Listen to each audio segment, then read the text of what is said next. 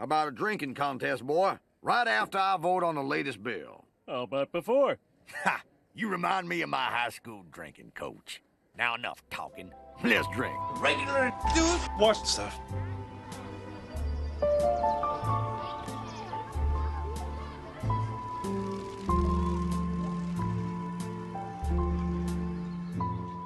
Welcome back to Regular Dudes Watch Stuff.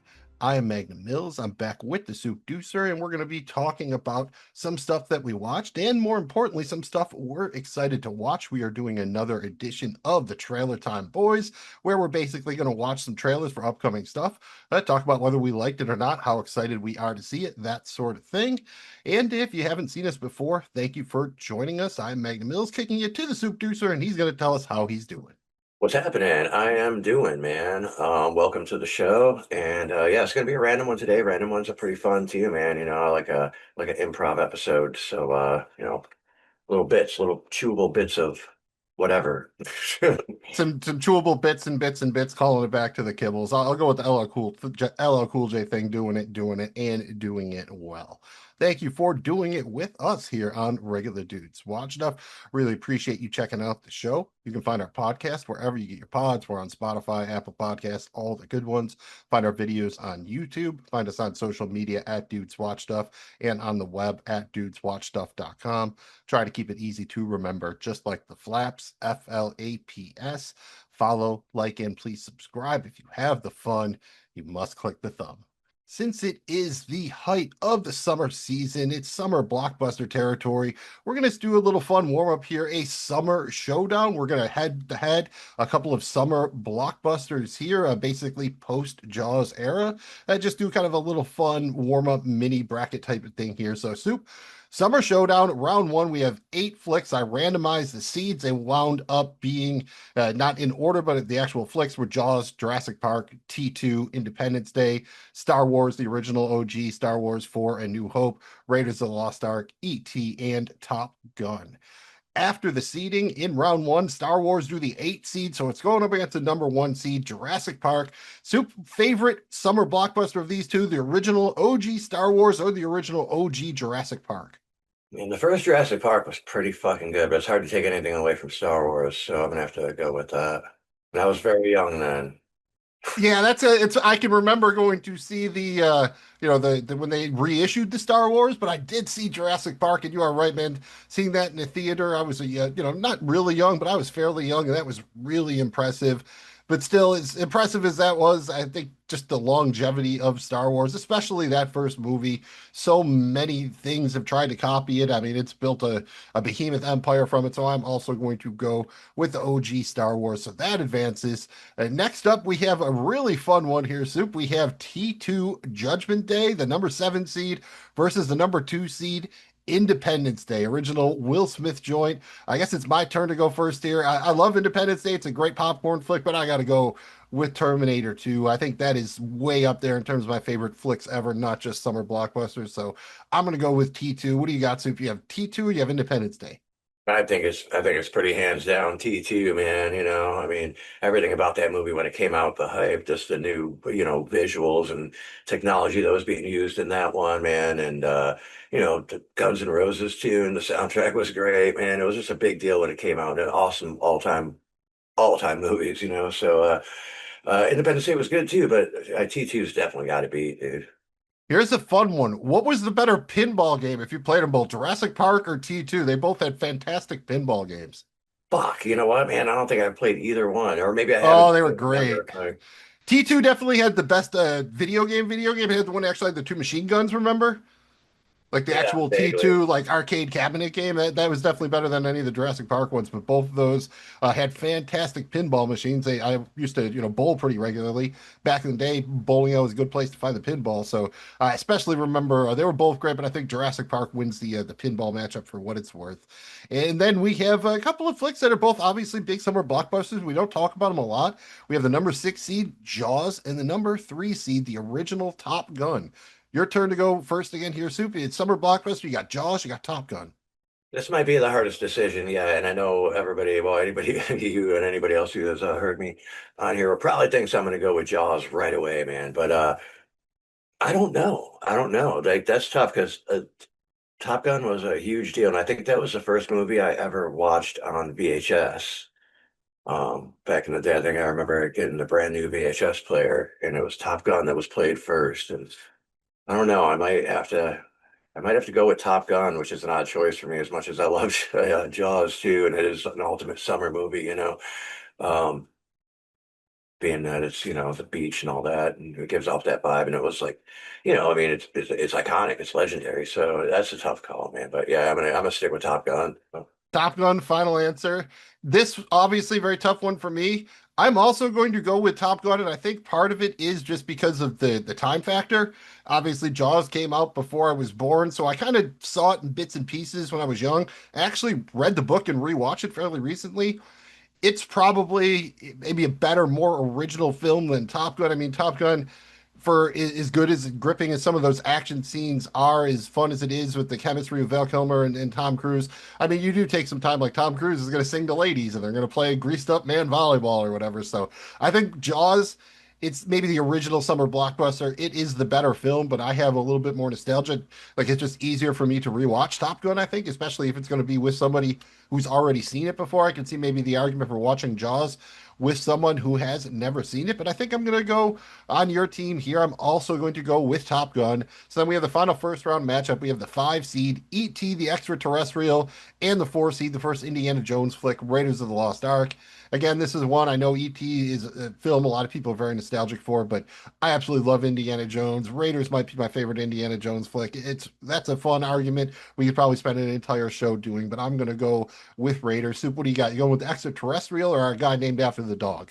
And again, very very tough call, but I'm going with ET on this one. I'm going to Ooh, switch that one up a little bit just because. I mean, they're again both huge hits, man. And both, movies that I saw as a younger version of myself. Raiders Lost Ark is a great movie, man. Now, had it been Temple of Doom, I might have switched up, dude. I was just gonna say, I think you're a Temple of Doom, man. I think that's where we're going. So in this case, we split, so we got to flip a coin. I got my trusty coin flip app here. ET was first, so go ET heads, Raiders tails, and it's heads. So ET advances to the second round via the coin flip. So that means now we have the winner of the 8-1 game. That was Star Wars going against the winner of the 5-4 matchup. That was ET. Soup, I'll go back to you here because you picked ET. Who you got here? You got Star Wars, you got ET. Star Wars or ET, man. Yeah, I'm gonna stick with Star Wars, man. I am too. I like ET, but again, I think just I don't know if it's nearly as rewatchable as Star Wars again, especially the first one there, A New Hope. So then we have the winner of the 7-2 matchup. That was T2 against the winner of the 6-3. That was Top Gun. I am going to stick with T2 here. Soup, what do you got? T2 or Top Gun? I'm sticking with T2 over Top Gun. Top Gun barely slipped in there, man, in the last round, but way to go, Top Gun. Nice to think about that one again, but T2, gotcha. Yeah, and knowing what we know about us, it's not really surprising. And then the final round here, we have Star Wars versus T2. Soup, you can go first on this one. Who you got? And it gets more difficult as it goes on, of course. That's how it should be, man. I'm taking Star Wars due to the longevity of the entire, but no, I can't because I got to base it just on the one movie, right? Yeah, I mean, if it's this close, you know what I mean? You can kind of pick your tiebreaker. It's all personal preference. This is one of those things. Your answers could change if I asked you a week from now. You know what I mean? I think we're in that Yeah. level of these are all pretty impactful flicks, and obviously huge summer blockbusters. You know what? I might still go with Terminator 2 on this one just because of T2 and how. But yeah, it's hard to. I don't know. It's hard to knock off Star Wars, but yeah, T2. I had T2 written down. I am going to stick with it. It is such an epic flick. And I mean, you watch the first Terminator, it's a good flick, but it's definitely more of, a horror movie kind of aesthetic, especially because the technology really wasn't there. It's got the over the top synth score, but you could kind of tell what like the best version of this movie could be.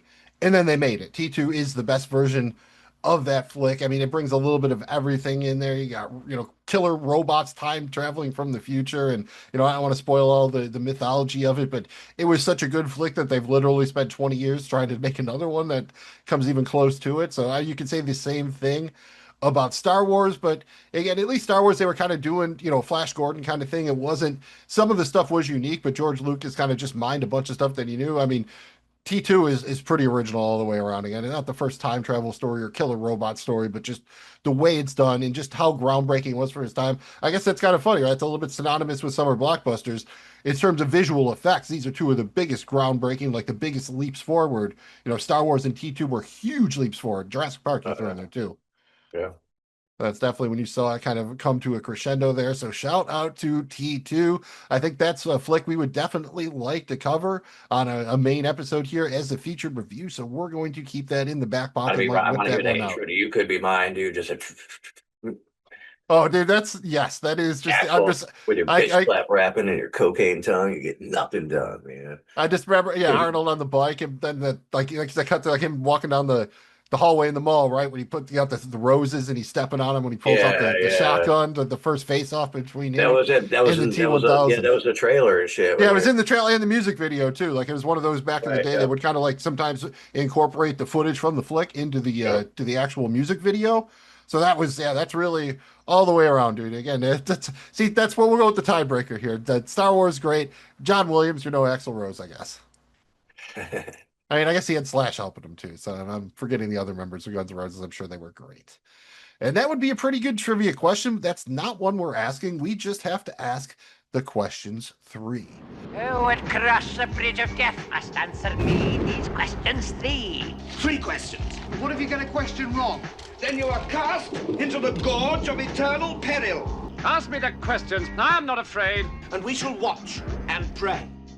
Zoop, we're doing a fun participation-based like summer backyard barbecue. As long as you participate, you get a sponge. So it's a nice, easy one.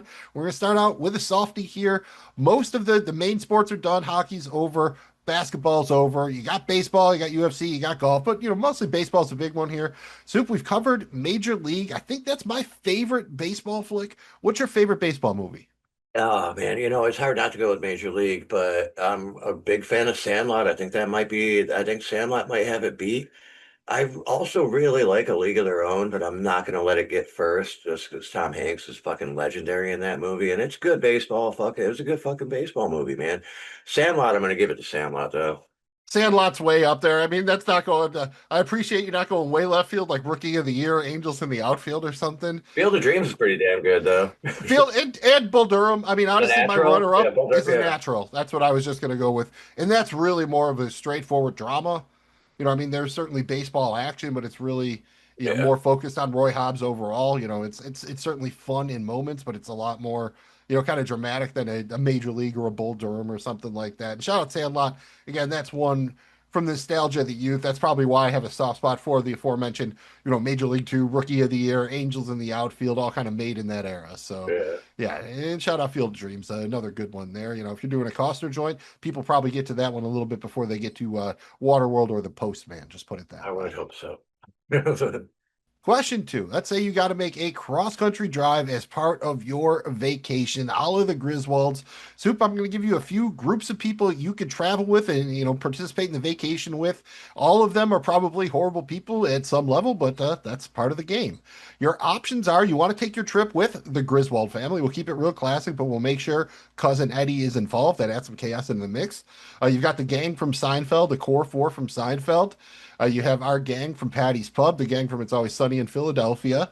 We have your guys, the Trailer Park Boys, or from Curb Your Enthusiasm, we're just going to bring Larry and Leon, just a dynamic duo there from Curb. I don't think you can put more than two characters from Curb in an episode without it becoming just another Curb episode. So, Soup, you got to take a summer road trip vacation. One of these groups, the Griswolds, Seinfeld gang, the Sunny Game, Trailer Park Boys, Leon and Larry. Who are you going with? Stop, dude, because you're going to get into trouble no matter what, man. I'm a little disappointed that the Firefly family was not included there, but either way, maybe it didn't need to be a Devil's Rejects road trip. However, man, that's a tough call, dude. Ultimately, I think I'm gonna have to go with the Trailer Park Boys, man. That's funny. I kind of thought that you might. I think overall for me, maybe it's just because I have the familiarity with them, or because every time they've actually taken a road trip, it has just been the greatest. So I'm going to go with the Sunny Gang. I think overall they offer you kind of the best mix of like, it'll be fun. There's a chance of getting arrested. You probably won't die. So I think it's got a decent floor and a pretty high ceiling. I would say most fun overall. I think it would be your Trailer Park Boys. I also think going with them would be the most likely to get you arrested, probably. I am not wholly familiar with the show, but based on what I know and what I've seen, that feels pretty common. I would say if you just want to live, you just want to survive the thing, probably the Griswolds, right? They're going to at least keep it PG-13. Best chance of living going with the Griswolds. But if you're actually, I think the most likely you would be to die, I actually think it's from Larry and Leon. I think they could get you in some like super awkward situation and then they just dip on you and leave you to deal with the consequences. Yeah, yeah. I mean, the Seinfeld gang would be kind of, I mean, that would be an interesting road trip too, man, but it'd be a lot of arguing. And I think I I would feel just like they die. just sit in the back and argue with each other and they wouldn't even talk to anybody else. Yeah. That's just kind of who they are. Maybe Kramer. I mean, you got to get Kramer in the mix. I think that's the key. Kramer's the Oh, real yeah. wild card. You get Yeah. Kramer going, I think you're in for a good time. Right, right, right. Yeah. Yeah, I mean, he's the one asking you if you want to have some The X fun. I factor mean, right there, man. yeah, Kramer is always the X factor. And question three, let's just assume here they're going to make some new crazy blockbuster TV show. It's going to be a big hit. They're going to make 40 episodes of it. But because it's so complex to make, so expensive, they only have two options to release it. They either release all 40 episodes at once, or you get them 4 10-episode seasons over like the course of a decade. So you get it literally the full binge or the full stretching it out long term. Which of those would you prefer? I know neither are really optional, but that's kind of like what we're getting at in this model these days, right? It feels like all or nothing, or you have to wait forever. Dude, I don't know. It's a fucking tough call too, man. I would almost say as much as I hate it, just space it out because all of that at once, I mean, that's a big fucking load, you know? I'm with you there because even if it's like, I'm assuming it's going to be a great show I'd be interested in. I think that'll just really kill the appeal of it because it's only going to remain in the lexicon for what, a month? Maybe Yeah. two, and everyone will forget about it. Like you won't rewatch it as much with a show like that comes out every, 2.5 years. You're gonna have to go back and rewatch, and I think it'll create more conversation and that kind of thing. And I think if it's a really good show, a real true blockbuster show, I think that's worth it. So I guess our point is, as much as we hate the long time between releases, the binge model is kind of suitable for certain stuff. I will say if it was a comedy, all right, you can give me all 40. Yeah, comedy is different. I have a rebuttal to this or a question to a reversal question. I don't know what it is. I got a question. Reverse Uno card would be a Yeah, yeah, reversal, I yeah, yeah. guess. So if this did happen, what would you want it to be? Something that hasn't been done. What would you want it to be? In terms of like a Like the show. next okay, it's the next uh Game of Fire and Blood or whatever, but that's already been done. So what would it be? What would your ideal next that big of a caliber show be? Like what would you want it to be? I would love something that's set like it with the inner workings of a casino, like Okay. all of the different stuff that goes on within that. Because I mean, think about you have the entertainment, you have the gambling aspect, you have all the people who work there, you have the whales that come in to gamble, the performers who come in. I think it'd be a really, you know, fertile environment to have some cool stuff going on. You know what I mean? You could have a big cast of characters and stay pretty interested. I mean, it'd be real easy to see, there's some guy counting cards or this or that. And, someone's got to you got to get Wayne Newton here to cater Jalen Brunson's birthday dinner or something like that. You know what I mean? I feel like there's a lot of kind of genres you could combine by setting it in a casino, more likely, focusing on kind of like the inner workings of the casino. And I think you go either way. You could do a drama, or I think you could probably even do a comedy, like do an office spin-off, but just set it in the casino. You know what I mean? Like, tell me what the bus boys and the dealers are doing, kind of on the down low. How about yourself? You have anything kind of in mind that you would want for like somebody if they're willing to plunk down, a couple 100 million on a show? Like, can they do what's better than doing like what Amazon did with Citadel or whatever? Right away, I'd go like a restaurant show and the inner workings of the rivalry angle of that. But you're not going to need that kind of money. Like if you got that kind of budget, it's supposed to be that big of a thing. I would like to see some Clive Barker here. I'd like to see Weave World get transformed into it. It's that big of a thing that it could be this, just the way just the detail involved and how it would be super expensive to do if it was to be done right. So Weave World is and it's super long. It could handle 40 episodes, or even more so, it could be like the Great and Secret Show Everville combo, which is also a fucking great, really, really good Clive Barker shit right there, man. And it's in that fantasy horror realm where it would take that kind of budget to be able to portray. I think that's what people said about Dark Tower too. And so they wound up like Yeah, making Dark like Tower would have been. just wound up making like a movie or like a mini series because to really do it, they were talking it was going to have to be like something like this, probably like a solid 3 to 5 seasons, like 8 to 10, to really kind of do it and give it its due. And it's tough to. That's the one thing, if you're willing to finance it up front, it gives you more room to play with to give you the options like this. And I think from a production standpoint, sometimes that's why the binge model would work. Is it's cheaper. You have everyone there all at once and you just go. If you're picked up for it, you just go. You can film out of order. It will cut down the cost overall to do it that manner. Maybe the ballsy thing would be to film it all at once, and then just slowly release it. But I feel at that point you'd probably get screwed with leaks and that sort of thing. Yeah. Oh, for sure. Getting leaks all the time anyway, man. Well, at least they're still out there swinging, so we enjoyed that.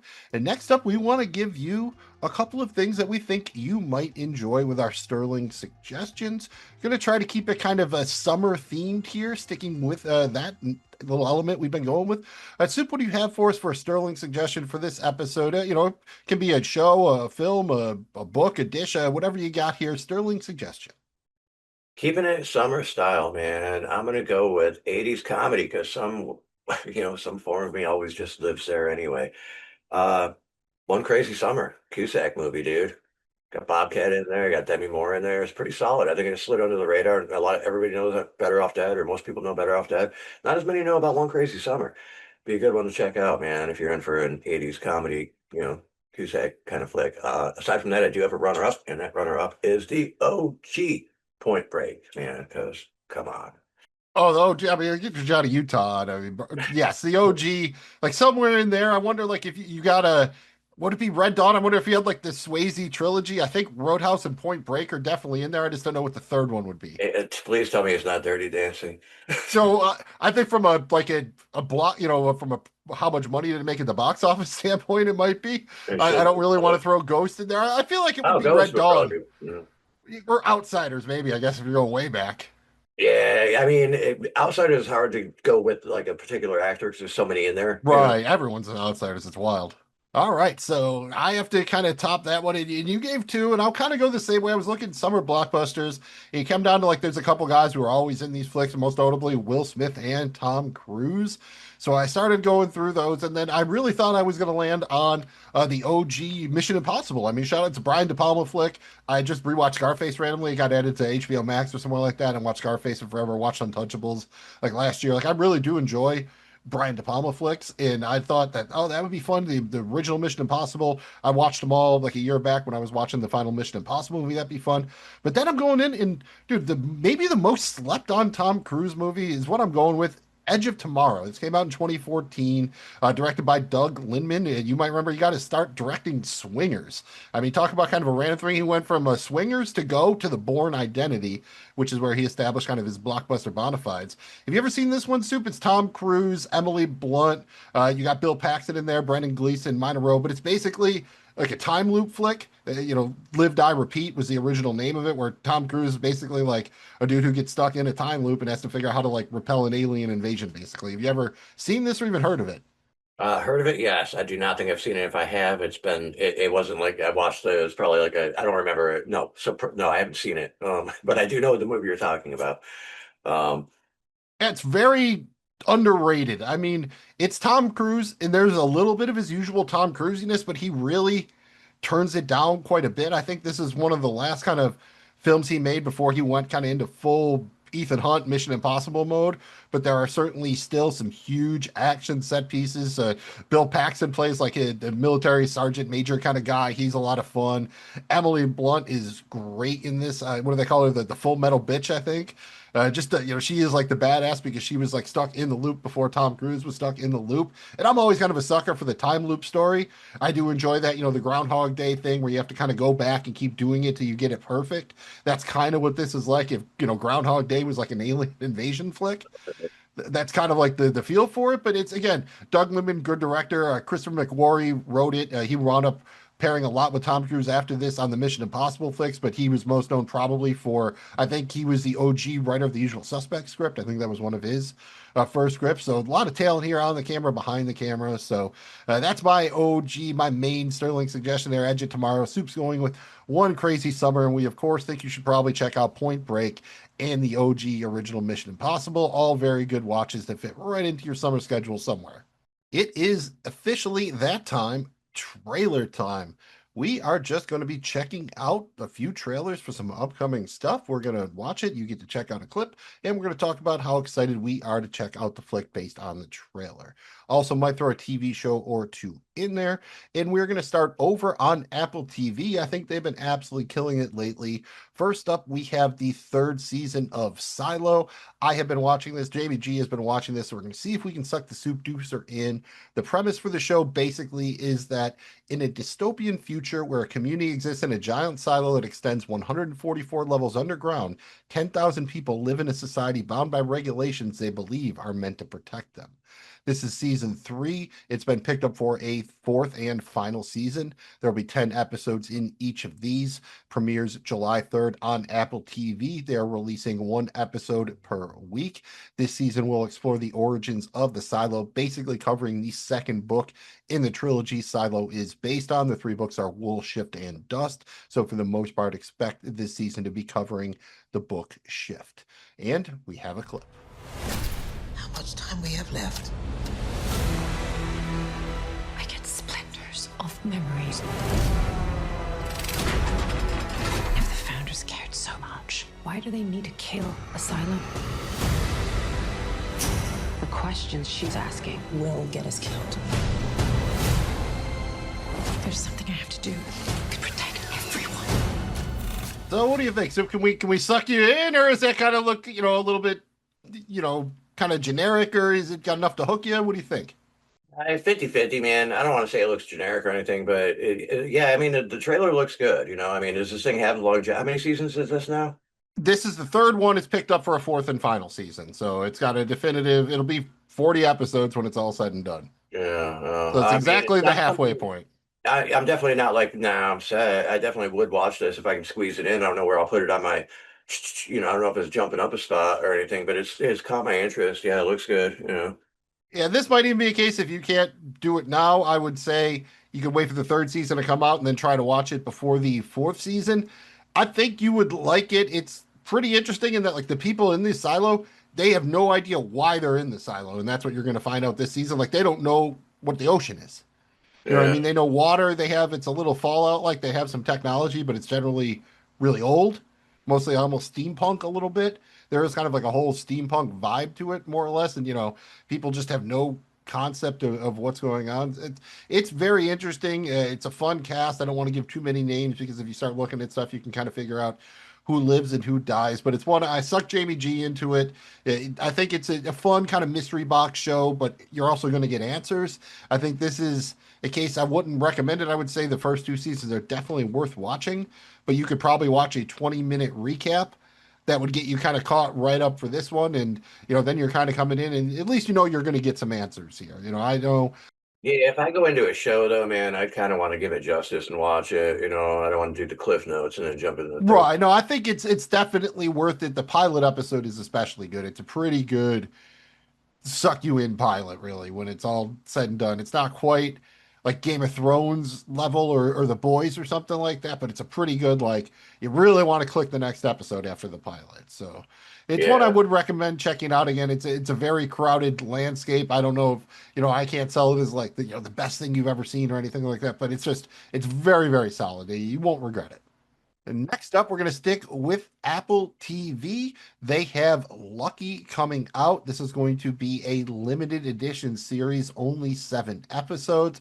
Top line cast are Anya Taylor-Joy, Annette Bening, and Timothy Oliphant. And the overall premise here, it's based on a novel also called Lucky. It centers on a young woman who left behind the life of crime she was raised in years ago, but now must embrace her darker criminal side one final time in a desperate attempt to escape her past. cast. So I don't think this is anything that we haven't seen before, but it's a really good cast. Let's see if the trailer can suck us in. Premiering July 15th again on Apple TV. They're doing a double drop. They're dropping the first 2 episodes on July 15th. After that, it's a weekly release, 1 episode per week. Let's roll the clip. I taught you how to survive in the life that you were born into. I know, Dad. Just thinking I'd like to get out of here alive.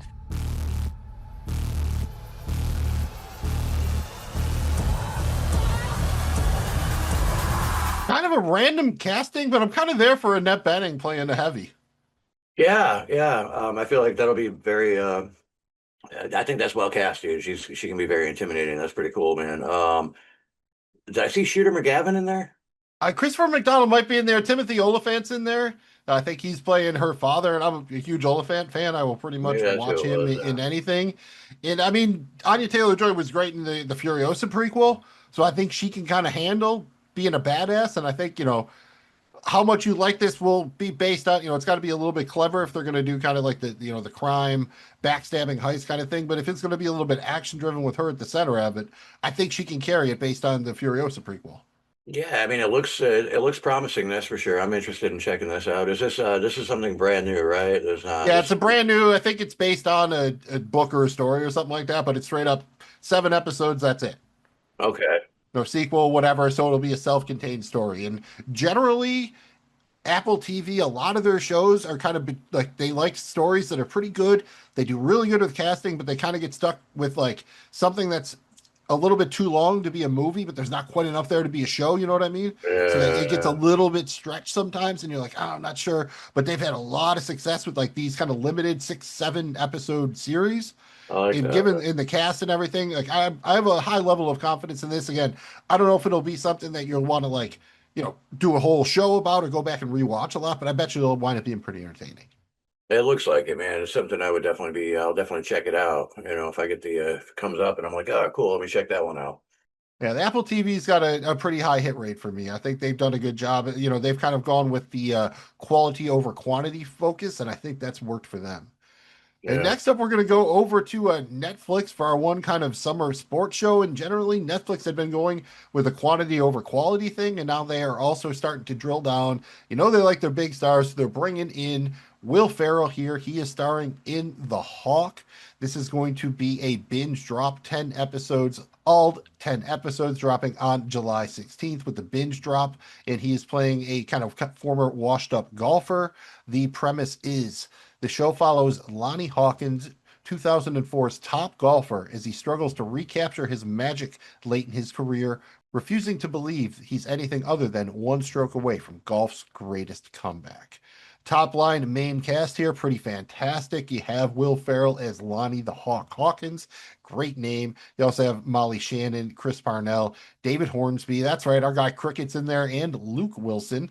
So, they got all the golf shows going on. You got Owen Wilson over on the stick on the Apple TV. Now Luke Wilson is in The Hawk over on the Netflix. So apparently the Wilsons like the golf. We're going to check out a clip from the trailer here and then tell you what we think. Before I watch the trailer, I'm thinking this to me sounds like Tin Cup, dude. But I like Tin Cup, so if they just made basically Tin Cup the series, but with Will Ferrell instead of Kevin Costner, I'd be there for it. I would really like if they could bring Cheech back, but I don't know if you could.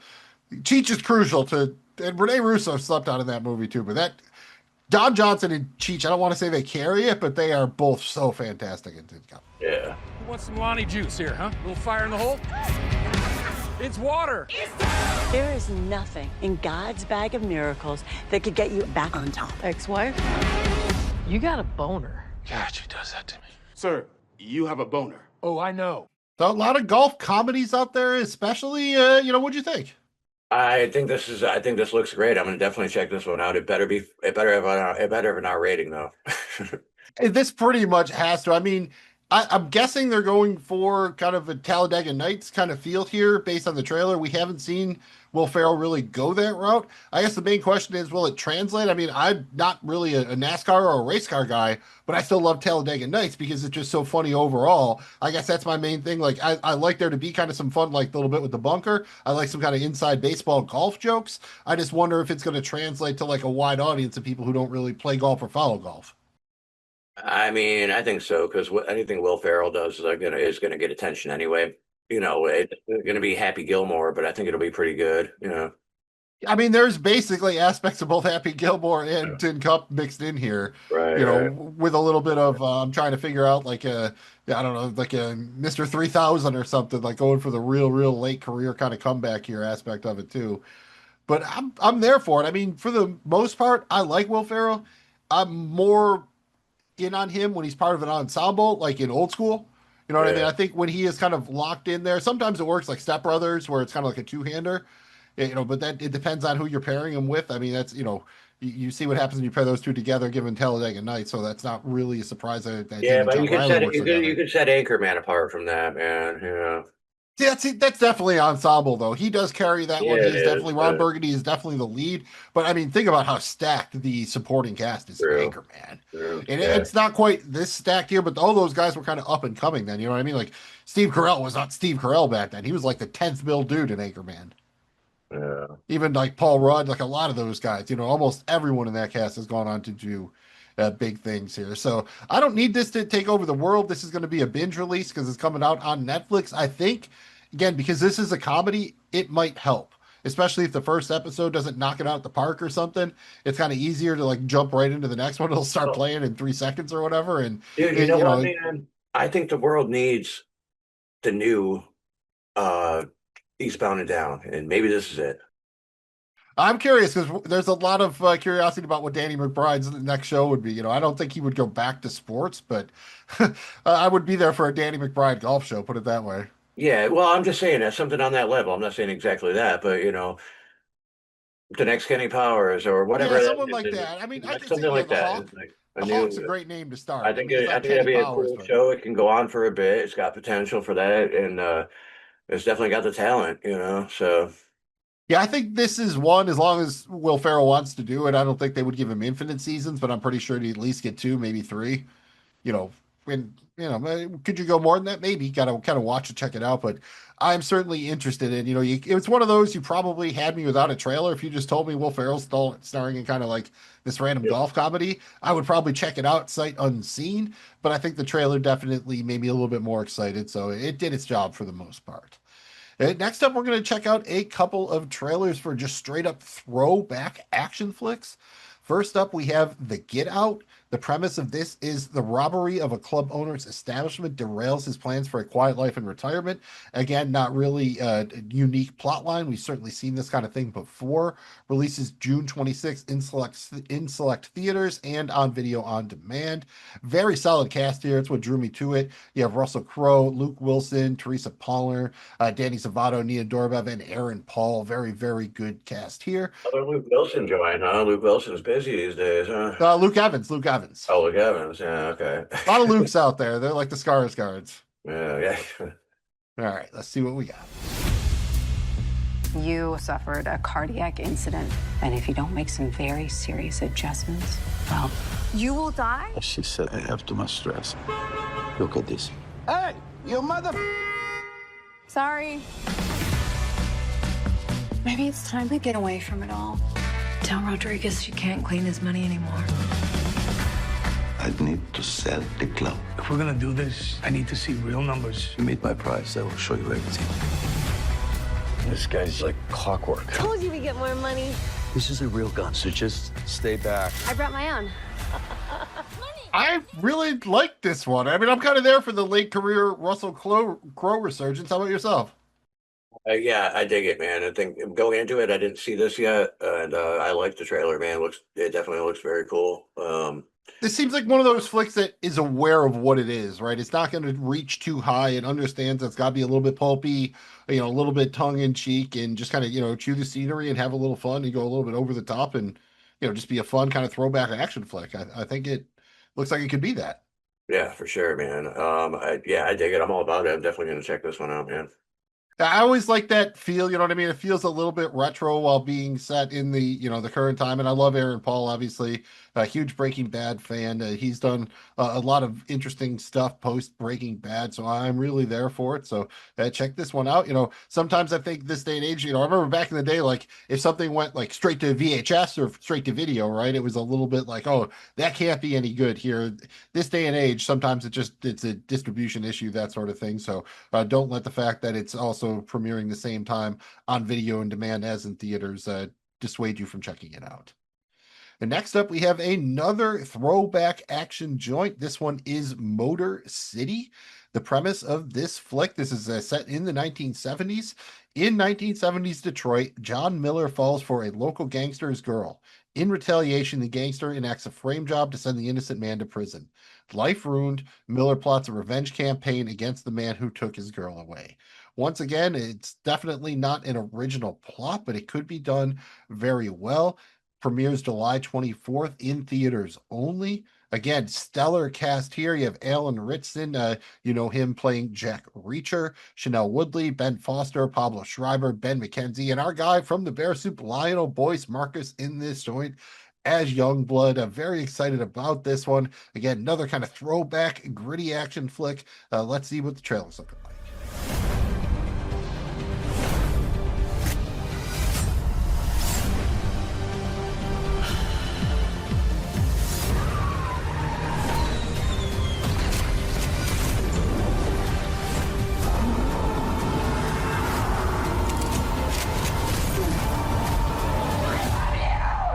So what do you think? Same kind of deal here. Definitely, a throwback action flick. This one set in the 70s. Did the trailer sell you?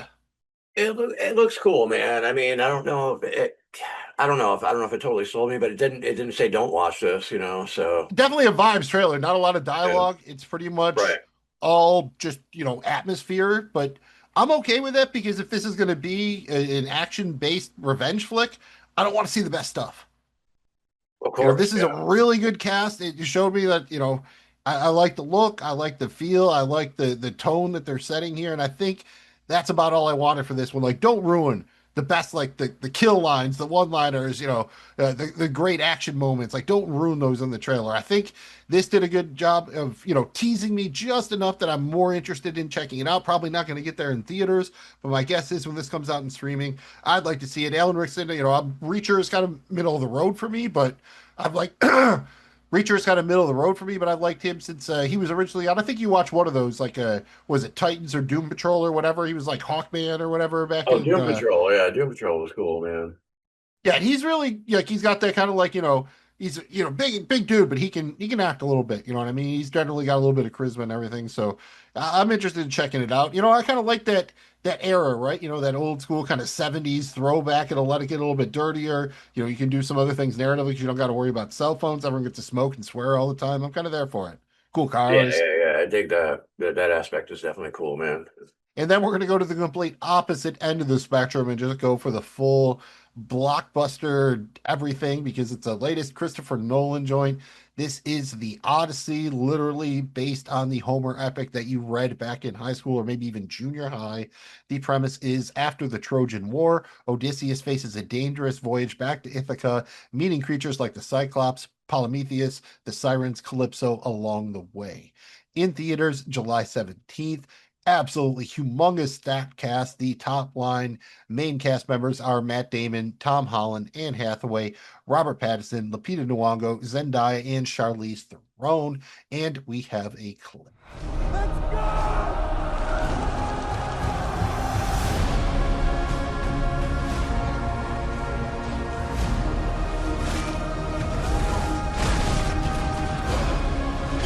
I need everyone at this party dead.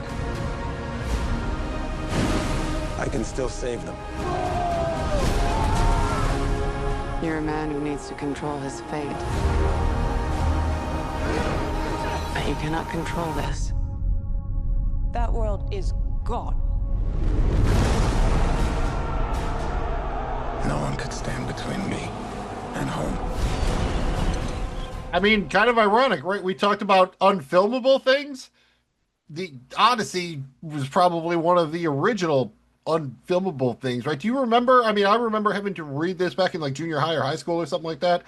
I'm vaguely familiar with how it plays out, but it has been a minute. I do not think I have checked it out since. How familiar are you with the story of the Odyssey?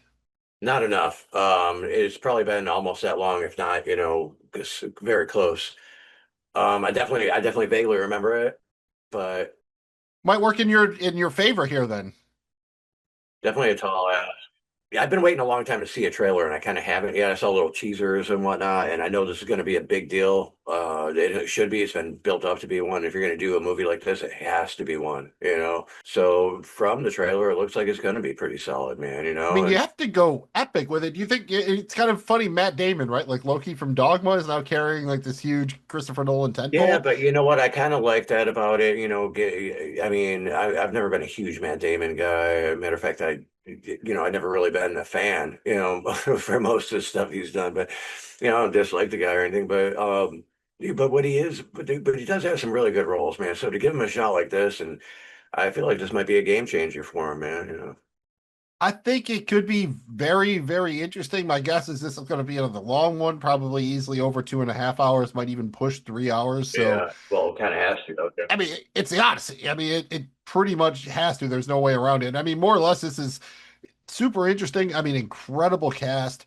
Christopher Nolan for me has never missed. So, I mean, I know we've already talked about Memento, obviously Dark Knight. I mean, I love The Prestige. The Prestige is way up there for me. Love that one. So Yeah, I pretty like much there for all the Christopher Nolan stuff. And I like that he's there for the big summer blockbuster. I think there's obviously going to have to be a little bit of CGI in this, but I know he's going to try to shoot on location, make it look as good as possible on a big screen. So I do not get to the theater very much these days, but I might try to get there for the Odyssey.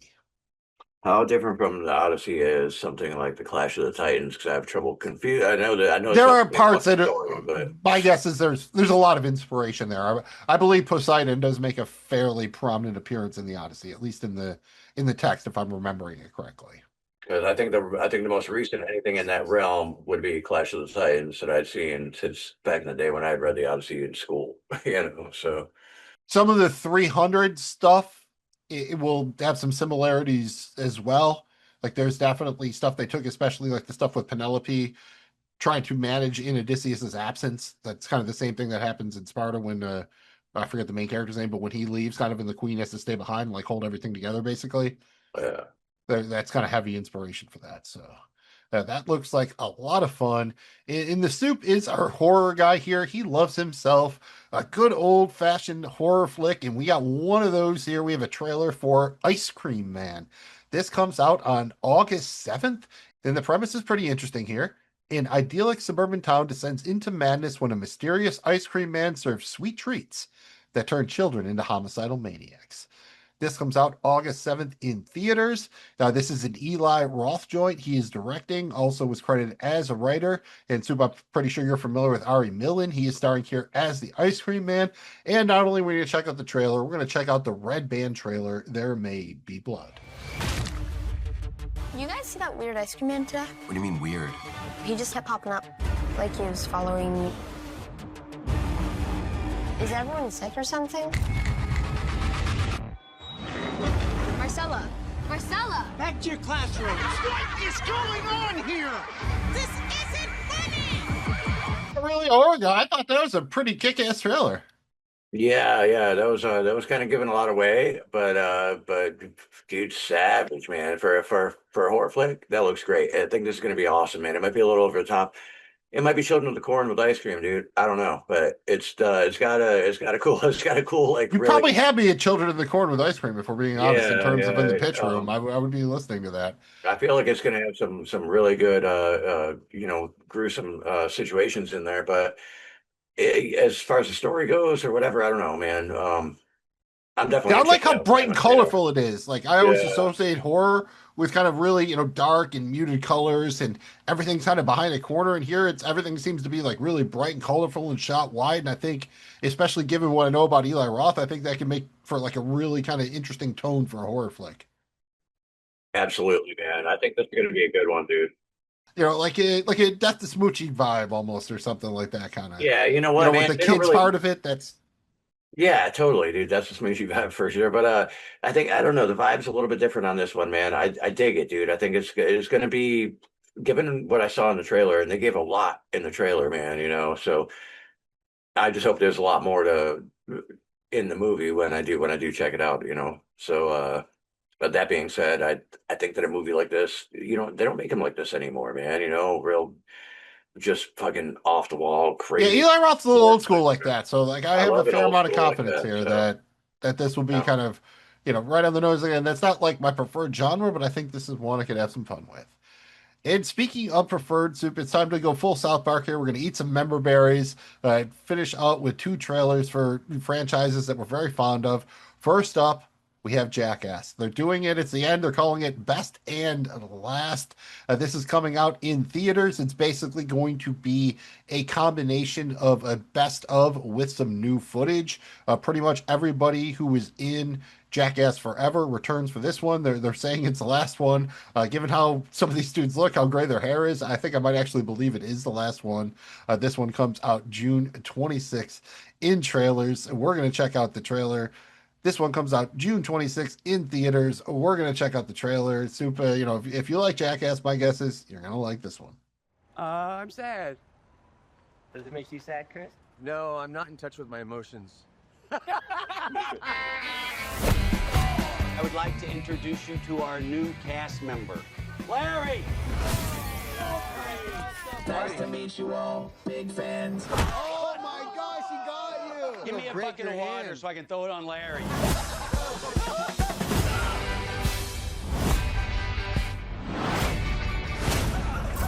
25 years and we haven't learned a goddamn thing. Can someone go get the shot collar for your penis? Hoopy said he wants to try it. Were you a big Jackass guy to begin with? Like, I enjoyed it. It's not something I ever found like rewatchable, but I always thought they were kind of fun, to check out the show and the flicks when they came out. Yeah, same, dude. I'm right there with you on that one, man. There are some really good moments that they've had over the years, and then it's Jackass. It is what it is. I appreciate it. I like the that style of comedy. I like how physical it was. I mean, it was, and some of that was really like creative, kind of. Some of the stuff they came up with, like when it just got down to like whatever, like when Bam would like wake his dad up or whatever all the time, and they just like started just messing with people too much. That got a little repetitive. Right, and I remember there used to be like the what is it? It was like the band from TV, and then there was bum fights, and I think all of this kind of spawned from underground shit like that, which is kind of cool. I Yeah, like respect Mac that. doing Project Badass basically was that version of that. Like back in the day, when dudes would just film themselves doing stuff before YouTube and just had no way to put it out there. Your best case scenario was you could go Wayne's World style and put it out in like public access or something. Probably was as far as you could go.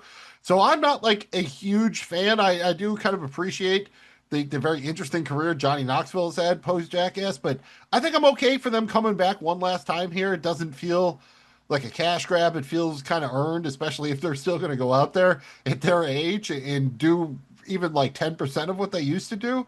I mean, it's one thing to do that stuff when you're 20, man. When you're 50, whoa. Yeah. That's going to leave a Yeah, mark. very Like serious, they'll, very serious, yeah. I mean, I remember reading about all the injuries Johnny Knoxville had. Like he literally like broke dozens of bones and testicles and like these dudes like Dozens of testicles, man. they went through it though. You know what I mean? They really did it. And for better or worse, that's why the whole, I know it spawned a whole bunch of like copycats, and that's why they have the whole disclaimer, like, really, seriously, don't try this. Like, we really shouldn't even be doing this to begin with. But, Yeah, they and, really I went mean, for I it. like that about it, dude. But yeah, you can only do so many, but I'm all about this. I'm gonna get, for a last hurrah, dude. Because yeah, how much more? I mean, doing it at their age right now is gonna be fucking crazy. We'll see if it's toned We're down. at robot prostate exam, so I don't know how much further you can go. I like they're kind of leaning into it, Yeah, I like that too. Again, it kind of incorporates both their aging and the the modern day and all that kind of stuff. So I think we're there for that. And then finally, one I know the Soup Deucer is going to be there for. We have Super Troopers 3.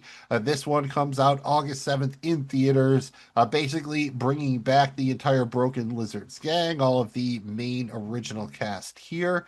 The plot synopsis for Super Troopers 3 is when Favre's wildly over-the-top Indian engagement to Thorny Sisto spirals into chaos, the Super Troopers must navigate Thorny's schemes to break up the relationship while trying to crack a pernicious new drug ring, all to save the day and maybe the wedding itself.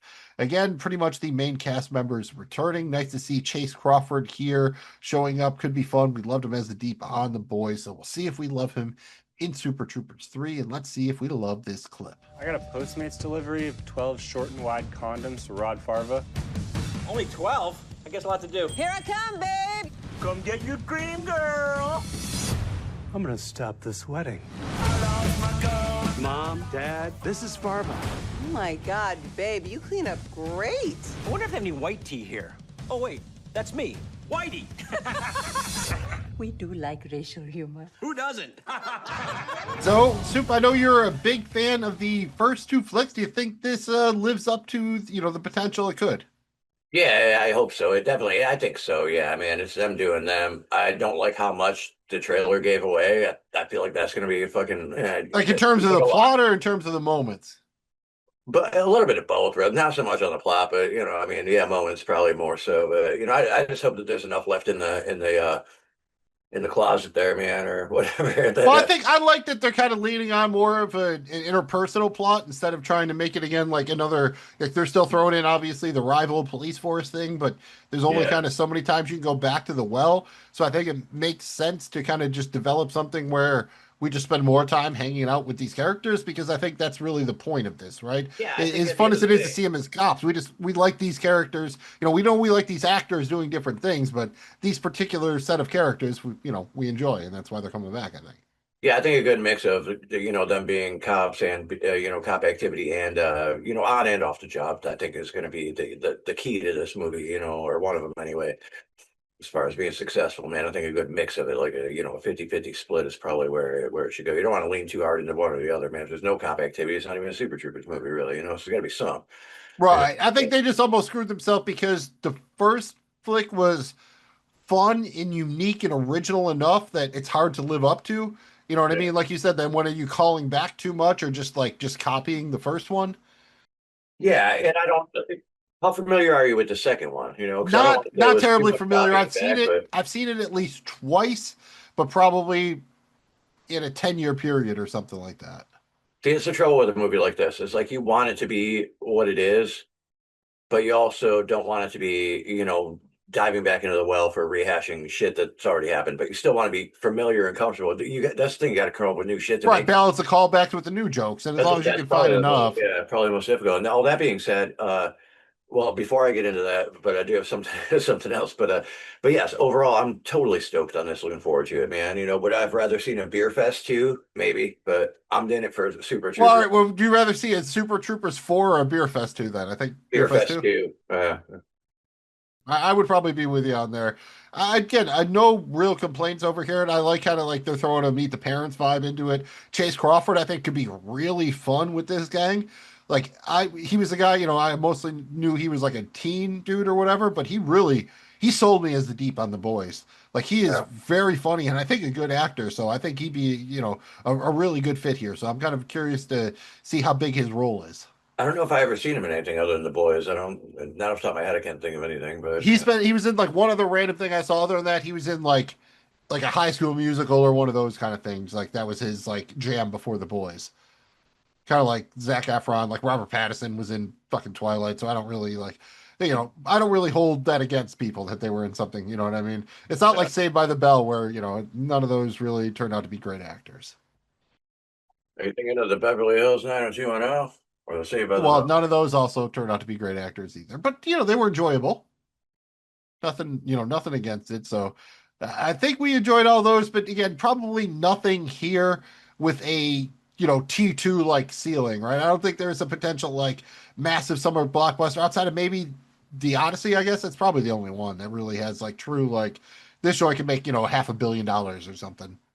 I think that it kind of has to. It's at that standard. It's got to be on that level of fucking blockbuster flick, man. I mean, I've been hearing about this for like almost a year now, and it's supposed to be, And that's Christopher Nolan films now. They are pretty much appointment viewing. I mean, that's Oppenheimer was really a glorified biography. It was still very interesting. Don't get me wrong. I very much enjoyed it. Like, dude definitely knows how to tell a story cinematically. Great casting eye, phenomenal casting eye. So there's no reason, you know what I mean? If you certainly literally, if you even just enjoyed like the Brad Pitt Troy joint, you'll like this. If you enjoy like the Ridley Scott, like Alexander You the know what Great I like joint, you'll better than probably that though? enjoy this. I am a fan of Clash of the Titans, man. So I think I'm gonna like this. Like the OG Clash of the Titans, Yeah, like the OG not especially, dude. Yeah. because they remade a couple of those. Like I know That Liam Neeson was in one that of them, owl but is iconic, dude. Like there's expensive if you want to buy a replica of one of those motherfuckers, dude. It's like that little metal owl thing, that's bringing it back to like Chariots of Fire days, dude. Yeah. Bringing it way back into time. So we like that. We are there for that. I don't know if we'll get around to covering any of the flicks we just watched the trailers for. I think there is a chance we wind up doing like a Broken Lizard, Super Troopers kind of thing at some point. I think that could be, a lot of fun. If for no other reason, we get into a Broken Lizards, which is always a fun one there. The Club Dread, I enjoyed that one. Yeah, that's always kind of like a Slam and Salmon. Beer Fest. Yeah. Oh, yeah, it's slamming. All right. So we've talked about it. So some way, shape, or form, we'll get back into that. And hopefully we can squeeze a T2 in at some point, as that was our favorite summer blockbuster. And y'all are our favorite people for checking out this episode of Regular Dudes Watch Stuff. We really appreciate it. Once again, you can find our podcast on Spotify, Apple Podcasts, all the good ones.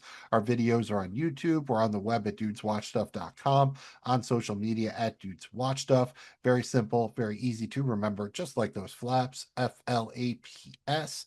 Very crucial to our success. Follow, like, and please subscribe. If you had the fun, please hit the thumb. I'm Magna Mills. He's the Soup Deucer. We're just dudes, being dudes, talking about stuff, trying to be more like the dude. Dudes about.